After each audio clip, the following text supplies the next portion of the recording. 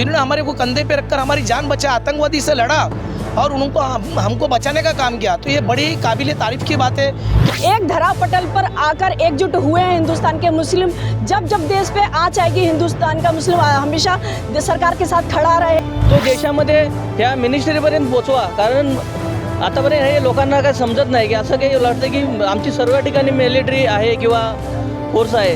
और सरकार इस फैसले को कुछ गुमराह करने के लिए ये कांड कर चुकी है। वहाँ के जो कश्मीरी जो भाई है, जो घोड़े के ऊपर ले जा रहे थे, उन्होंने अपने कंधों पे हमारे जो हिंदू भाई लोग को जो जख्मी हुए थे उनको कैसा कैसा वहाँ से निकाला। नमस्कार, आप देख रहे हैं discovery of Maharashtra news. Channel को लाइक और सब्सक्राइब जरूर करें। बीती शाम अंधेरी पश्चिम रेलवे स्टेशन मुंबई में मानवाधिकार अपराध समिति के राष्ट्रीय अध्यक्ष इश्तियाक बी जागीरदार और राष्ट्रीय उपाध्यक्ष हाजी शहाबुद्दीन खान द्वारा कश्मीर में 22 अप्रैल को आतंकियों द्वारा मारे गए पर्यटकों के लिए कैंडल मार्च निकालकर निर्दोष लोगों को श्रद्धांजलि दी और 2 मिनट का मौन रखा। साथ ही भारत माता की जय जयकार हुई।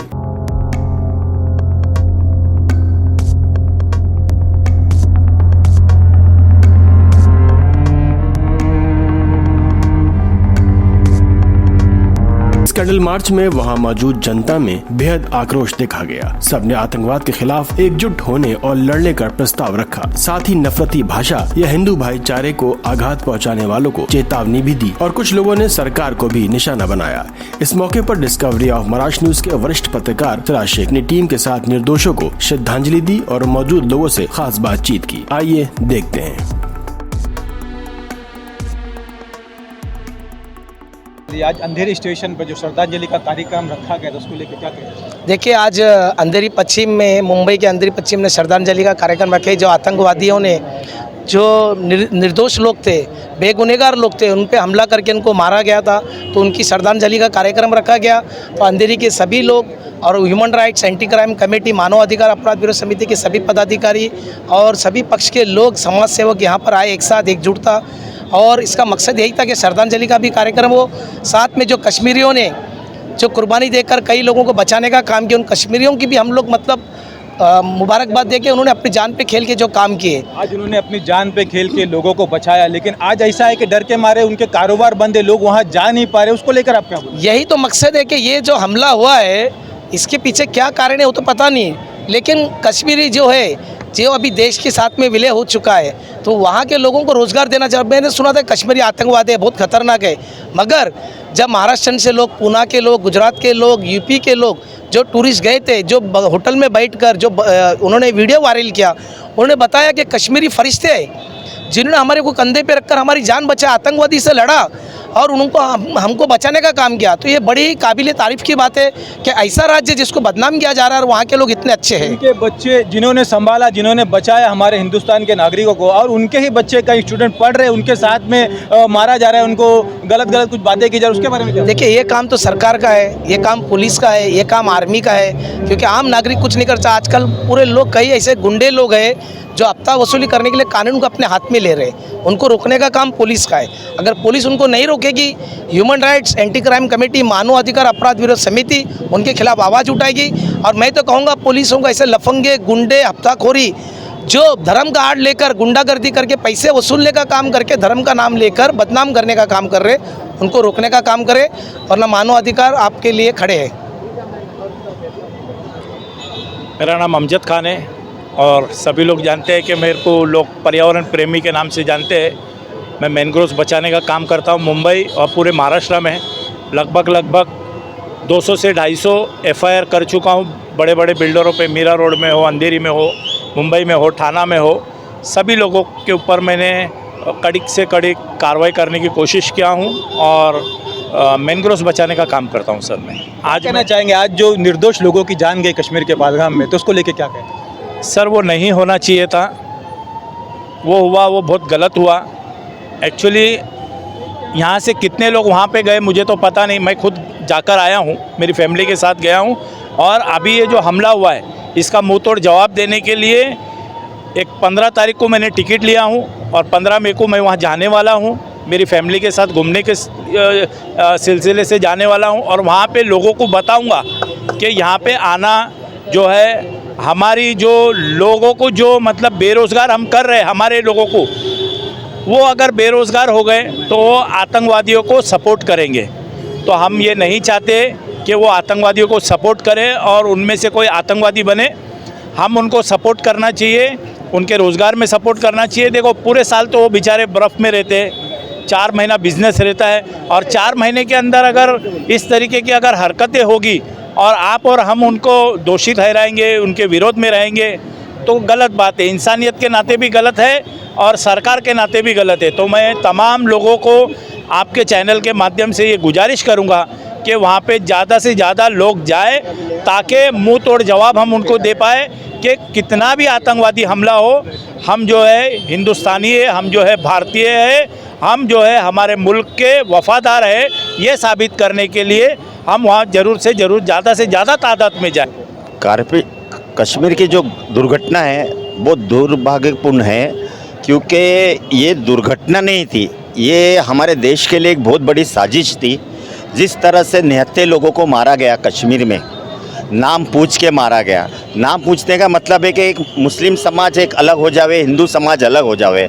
लेकिन मैं इस देश की 140 करोड़ जनता का बहुत बहुत आभार मानता हूँ कि जिस तरह से उन्होंने इस तरफ ध्यान ना दे के आज हम लोग 140 करोड़ जनता भारत सरकार के साथ खड़ी है, और हम चाहते हैं कि इसका जवाब इससे बहुत बुरी तरह, मतलब ये एक जंग की तरह लड़ा जावे, इसका जवाब नहीं दिया जाए। मैं खास करके हमारे आदरणीय प्रधानमंत्री नरेंद्र मोदी जी को एक रिक्वेस्ट करूंगा हमारे 140 करोड़ जनता की ओर से कि इस चीज़ का जवाब आपको, इसका जवाब जंग से देना है। और एक बार ये सुई नहीं बना सकती जो कंट्री आज कटोरा लेके घूम रही है, वहाँ 400 किलो रुपया आटा चलता है, 2000 किलो रुपया चिकन चलता है, उनकी हालत ख़त्म हो चुकी है। बस मोदी जी हम आपके साथ हैं, और सबसे स्पेशली जिन लोगों ने अपनी जान गंवाई है वो परिवार के साथ। मैं राष्ट्रवादी कांग्रेस पार्टी महाराष्ट्र प्रदेश का सेक्रेटरी हूँ, और उसके अलावा ऑल इंडिया मुस्लिम फ्रंट का अध्यक्ष हूँ, और हमारे महाराष्ट्र के अध्यक्ष हैं इसरार जागीरदार जी। हम उनकी ओर से भी इसका निषेध करते हैं, all India Muslim welfare foundation की ओर से भी निषेध करते हैं, और इसका जितना निषेध करें कम है। बस मैं जनता से इसी तरह से प्यार जो दे रही हैं लोगों को, जो हिसाब से जो लोग शहीद हुए हैं उनको जो प्यार मिल रहा है वो प्यार मिले, और केंद्र सरकार से जिन लोगों ने इसमें दुर्घटना में अपनी जान गंवाई है सबको 2-2 करोड़ रुपए की निधि दी जाए। और जिन लोगों ने अपनी जान दी है, आपने देखा होगा वीडियोस काफ़ी चले हैं, वीडियोस में जो ज़ख्मी लोगों को वहाँ के जो घोड़ा चलाते हैं, जो भी चलाते हैं, उन्होंने अपने कंधे पे ले गया है, और उसमें से एक आदिल नाम का बंदा था, वो आतंक टेररिस्टों से लड़ा है और उनकी जान बचाने की कोशिश की एक परिवार की। सरकार ने उनको 5 लाख रुपया भी दिया है, उसके बारे में क्या? नहीं, 5 लाख रुपया तो बहुत कम होता है। 5 लाख रुपया तो उनकी जान के सामने कुछ नहीं। कम से कम 2 करोड़ रुपया जो भी शहीद हुए हैं और उनको शहीद का दर्जा दिया जाए, और शहीद के लिए जितनी फैसिलिटी होती है वो सब फैसिलिटी जो शहीद हुए उनको दी नहीं जाए। कैंडल मार्च का जो आयोजन किया गया अपने जाकिर साहब ने और अपने तमाम अपने जो ब्रदर्स हैं, मुझे फ़ोन था कुमार कुराड़ी जी का कि आज शाम के इस प्रोग्राम में आप आइएगा। अकील शरफ जी आया, उनको भी बहुत बहुत धन्यवाद। उन्होंने भी अपना कीमती समय निकाल के उन्होंने आज ये इस कार्यक्रम को अपना समय दिया। और मैं आपके चैनल के माध्यम से मैं ये कहना चाहूँगा कि देखो कितना अच्छा संदेश जा रहा है, मैसेज इतना अच्छा संदेश जा रहा है पूरे देश में। कितना कोशिश करोगे और लड़वाने का आपस में हमारे हिंदू मुस्लिम भाई को, और कितना कोशिश करोगे लड़ाने का। आज आपने एक संदेश भेजने का बहुत कोशिश किया, नाम पूछ के आपने हिंदू भाइयों को मारा, टारगेट किया। मैसेज गलत जाने से पहले वहाँ के जो कश्मीरी जो भाई है, जो घोड़े के ऊपर ले जा रहे थे, उन्होंने अपने कंधों पे हमारे जो हिंदू भाई लोग को जो जख्मी हुए थे उनको कैसा वहाँ से निकाला, और वो भी खुद शहीद हो गए। तो ये हमारे इंडियन सिटीज़न को, हमारे भारत के नागरिक को ये एक मैसेज था सीधा ये कितना भी कोशिश करे लड़वाने के लिए, हम लोग नहीं लड़ेंगे। हमारे मुल्क की बात है, हम देख लेंगे आपस में। हमारा घर है, हम हमारे घर में हम हमारा भाई भाई का हम देख लेंगे। उतना तकलीफ़ आप लोग मत उठाइए, इतना मेहरबानी करिए। हम लोग को एकोपा में हमें रहने दीजिए। हम लोग बहुत सुख और शांति से हमारा जो भी फेस्टिवल है हम लोग मनाते हैं, चाहे वो हमारा ईद हो, चाहे हमारा दिवाली हो, चाहे हमारा गणपति बप्पा हो, चाहे हमारी बकरी ईद हो, चाहे हमारा रमज़ान ईद हो। अब भी रमज़ान गया और ये कुछ नहीं कर सकते, अभी इनके पास कुछ रहा नहीं। यही हिंदू मुसलमान देश में तो कुछ लोग करने की तो पूरी कोशिश की है, अब उनसे नहीं हुआ तो वहाँ से उन लोग मैसेज भेजने का काम किए। लेकिन मैं चैनल के माध्यमों से, जितने भी चैनल्स है media, electronic media and print media का, मैं लॉट्स ऑफ दिल से मैं उनको थैंक यू बोलता हूँ, उनका धन्यवाद व्यक्त करता हूँ, जो इलेक्ट्रॉनिक मीडिया और प्रिंट मीडिया ने हम लोग को लड़ने से बचाया। यहाँ पर हमारे राष्ट्रीय अध्यक्ष इश्तियाक जागीर साहब ने बहुत अच्छा प्रोग्राम किया, हम लोगों ने साथ दिया इनका पूरा। और इस तरह के प्रोग्राम अलग अलग शहरों में भी अभी हमारी संस्थाओं की तरफ से होने वाला है। अभी हम यहाँ से बांद्रा में भी रखा हुआ है, अभी हम लोग यहाँ से बांद्रा जाएंगे। और इस तरह के प्रोग्राम की बहुत ज़रूरत है देश में, क्योंकि देश में जो माहौल आज बना हुआ है हिंदू मुस्लिम, ये हिंदू मुस्लिम कब तक चलेगा? आज लोगों के पास कारोबार नहीं है, लोग परेशान हो गए हैं, लोग परेशान हैं, कारोबार नहीं है, कोई डेवलपिंग की बात नहीं कर रहा है, कारोबार की बात नहीं कर रहा है। बच्चों के पास आज एजुकेशन नहीं है, एजुकेशन के लिए आज दुनिया का पैसा लगता है, कहाँ जाएंगे गरीब आदमी? तो ये कहीं ना कहीं देश को मिसगाइड किया जा रहा है, कहीं ना कहीं गुमराह किया जा रहा है इसके अंदर। क्योंकि मैं नहीं समझता हूँ कि पाकिस्तान की इतनी ताकत है कि हिंदुस्तान पे आज अटैक कर ले हुए। हिंदुस्तान के सामने पाकिस्तान कुछ भी नहीं है, हमारी इतनी ताकत है, लेकिन कहीं ना कहीं देश को गुमराह किया जा रहा है, मिसगाइड किया जा रहा है लोगों को। जब भी देश में चुनाव होता है तभी ये आतंकवाद का इस तरह का खेल क्यों होता है? क्या लगता है शोराब जी, ये जो आतंकवादी आप जो बता रहे हैं, ये पाकिस्तान के भी हो सकते हैं या कई और देश के भी हो सकते हैं या अपने भारत देश के भी हो सकते हैं, ऐसा आपका कहना क्या बोला चाहिए? नहीं, देखिए, आतंकवादी तो आतंकवादी होता है, चाहे किसी भी देश का हो। मैं नहीं समझता उनका कोई धर्म, कोई जात होती है। आतंकवादी टेररिस्ट खत्म, आतंकवादी है। उसके लिए आज देखिए, ये जो 28 लोग यहाँ पे शहीद हुए, कोई भी हो सकता था, हम भी हो सकते थे। हम खुद जाने वाले थे कश्मीर घूमने के लिए, हम हो सकते हैं, हमारे बच्चे हो सकते हैं, कोई भी हो सकता है, आप हो सकते हैं, यहाँ से जो आम आदमी आज देख रहे हैं, सुन रहे हैं, कोई भी हो सकता है। तो आतंकवादी कभी भी, उसका कोई धर्म नहीं होता है, कोई जात नहीं होती है, वो कोई देख के गोली नहीं चलती है कि ये हिंदू है कि मुसलमान है। गोली तो गोली चलती है। आज जब यहाँ पर 26/11 में हमारे चर्च गेट के अंदर जो फायरिंग हुई, अंधाधुंध मारा उन लोगों ने, वो थोड़ी पूछ के मारे कि भाई कौन है, उसमें कोई भी हो सकता था, हम और आप भी हो सकते थे, हमारे अखिल भाई भी हो सकते थे, ये भी मंत्रालय जाते रहते हैं, पूछ के मारा गया, कोई भी हो सकता है। ये साजिश हो सकती है? साजिश तो है, इसमें साजिश है।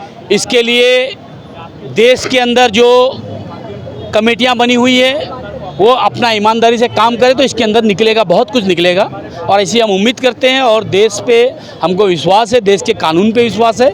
इंशाल्लाह बहुत जल्दी इसका रिजल्ट आएगा सामने। थैंक यू सबसे पहले हाँ बोला ना, बोलिए। मारुति पाटील बोलतोय मी, नवी मुंबई। श्रद्धांजलि कार्यक्रम में आप आए, क्या सुना, क्या बोलना चाहिए?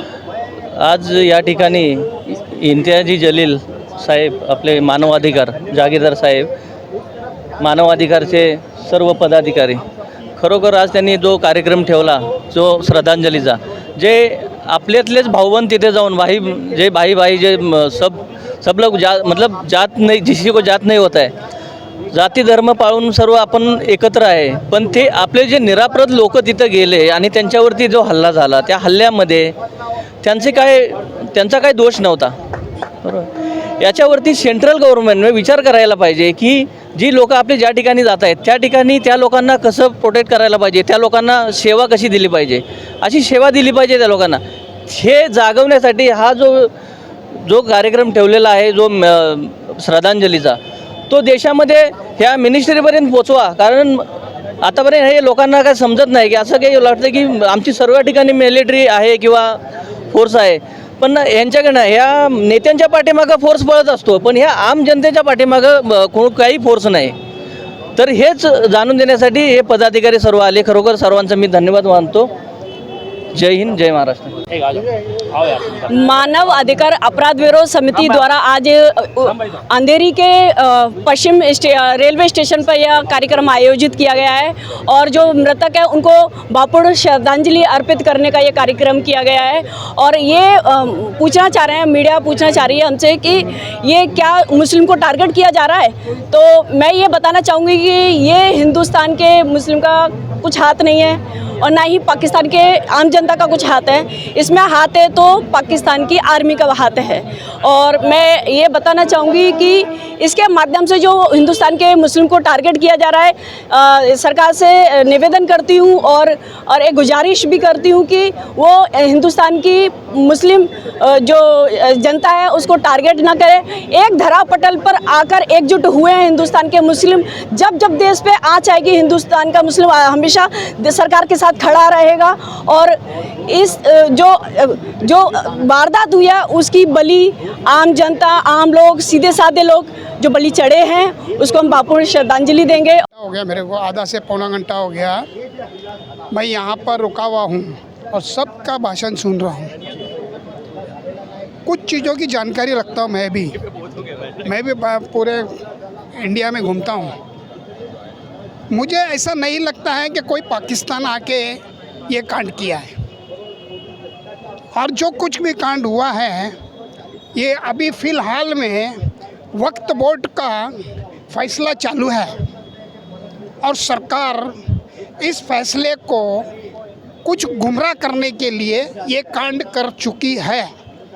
जब भी कोई कांड, कोई फैसले का या कोई बात का या इलेक्शन का या किसी चीज़ का सरकार को अगर कोई काम करना होता है तो इंडिया के अंदर कोई ना कोई कांड करती है और पूरी जनता का ध्यान वो साइड में भटका देती है. उसके बाद वो अपना काम पूरा कर लेती है. सर, आपका शुभ नाम बताइए. क्यों? पहले तो आपने पूछा नहीं. नहीं, आप डायरेक्ट शुरू हो गए. आपका शुभ नाम बताइए. मेरा नाम सुल्तान गफूर शेख. मैं मुस्लिम हूँ. मैं ब्रोकरी का काम करता हूँ और डिफेंस का भी काम करता हूँ और मिलिट्री वालों के साथ में भी रहता हूँ. वहाँ पर जो लोग गए थे घूमने के लिए, बिल्कुल लोग जो गए थे, हाँ, वहाँ पर कोई भी पुलिस नहीं थी, कोई मिलिट्री फोर्स नहीं थी. आधा घंटा तक वहाँ के रहने वाले लोगों ने देखा, संभाला, जो भी किया वहाँ के लोगों ने किया. तो आप सरकार को क्या कहना चाहिए? पुलवामा का जब लफड़ा हुआ था उस टाइम पे पूरी कश्मीर के अंदर कर्फ्यू लगा दी गई थी. जबकि उनके ऑफिसर बोल रहे हैं हमको वायुसेना दो, वायु से प्लेन से जाएंगे. नहीं, जिस रोड के ऊपर कोई परिंदा जा नहीं सकता है उस जगह पर 360 किलो ITS लेके वो आतंकवादियों का गाड़ी कैसा आया? तो वो आतंकवादियों का गाड़ी नहीं था, वो बनी बनाई साजिश थी. 44 फौजी मारे गए. तो वो भी तो अपने देश के थे ना, अपने देश के रक्षक थे, अपने देश के रक्षक लोग थे. हम जनता के रक्षक थे, देश के रक्षक थे. लेकिन कीड़े मकोड़े की तरह मारे गए, बॉडी ठिकाने पर नहीं थी. समझ में आ रहा है? ये देश है भारत देश. कितना भी ये साजिश चलेंगे तो जनता को, मेरे को अभी ये कहना है लास्ट मोमेंट पे कि हमको, जनता को जो सोई है ना, जगना चाहिए, नहीं तो देश कहीं पर दूसरे तरफ चले जाएगा.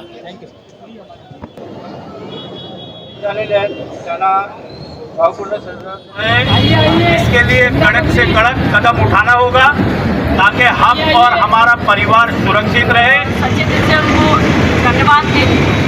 तकलीफ होती है अंदर से. इसको समझना पड़ेगा कहीं ना कहीं कि क्या हो रहा है हमारे साथ, किस तरह खेल हो रहा है.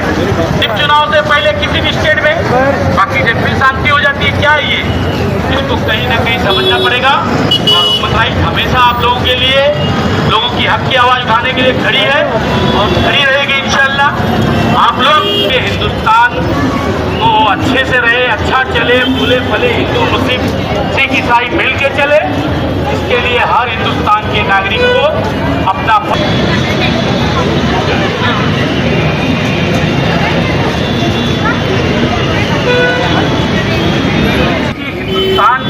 जरूरत है।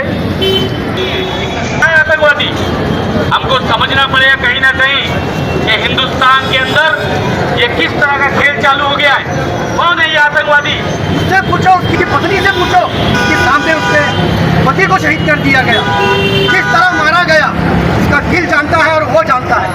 मौजूद है ना राष्ट्रपति, ना पीएम, ना मोदी, ना योगी, किसी की औकात नहीं है हमारे से तुम हो।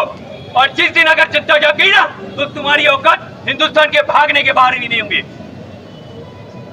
मैं जानता हूं, मैंने उस सिस्टम पे काम किया है और हाल ही में मैंने देखा है सीबीआई टेररिज्म जैसे एक्टिव हमारे मुल्क में रेपेज जैसे केस बहुत हो रहे हैं, आए दिन मॉब लिंचिंग हो रही है, हर वो चीज धीरे धीरे बढ़ती जा रही है। लेकिन हिंदुस्तान के हर एक नागरिक से मैं ये बोलता हूं कि हमने क्या किया? सिर्फ हम बातें करना जानते हैं, कभी इधर खड़े हैं कभी उधर खड़े हैं, ये सरकार गलत है ये सरकार गलत है। लेकिन कितने लोग हैं जो आगे बढ़ के बढ़ना चाहते हैं कि चलो हमारी जिम्मेदारी है, हमें एक काम बड़ा अच्छा आता है। मैं महाराष्ट्रियन हूँ,